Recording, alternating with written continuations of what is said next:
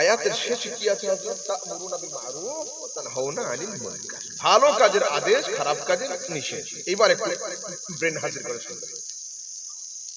আমাদের সমাজে বেশ কিছু যুবক মোবাইলের হাতে মুরিদ হয়ে তারা সমাজে এখন বলতে চাইছে যে যা করছে করুক, ভুল ঠিক বলার কোনো প্রয়োজন নেই, নিজেরা বাঁচলেই তো হলো।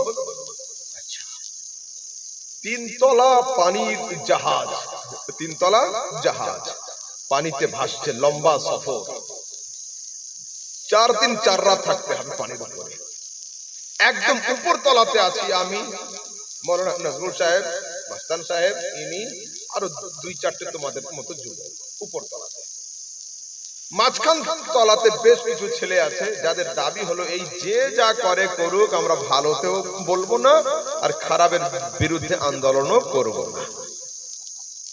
আর জাহাজের নিচু তলাতে আছে বেশ কিছু শ্রমিক শ্রেণীর মানুষ যারা বিদেশে যাচ্ছে কাজ করার জন্য।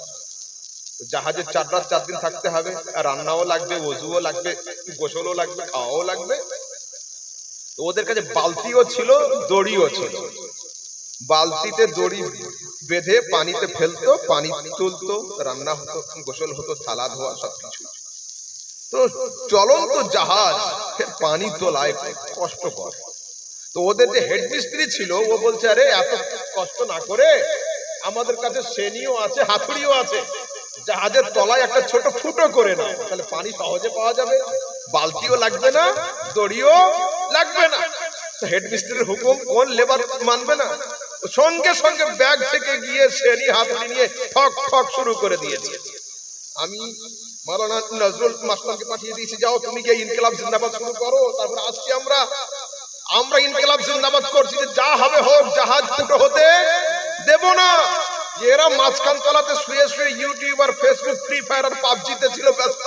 এরা বলছে, হুজুর যে যা করছে করুক, যারা ফুটো করছে ওরা মরবে, আমাদের টেনশন কি আছে? এই যুক্তি ঠিক হলো না? জাহাজ যখন ডুববে, নিচু তলা শুধু ডুববে না, পুরো জাহাজটাই ডুববে। তো সমাজে যদি আগুন লেগে যায়, পীর সাহেব আর মুফতি সাহেবের ঘর বাদ যাবে না, ওতেও আগুন ধরবে।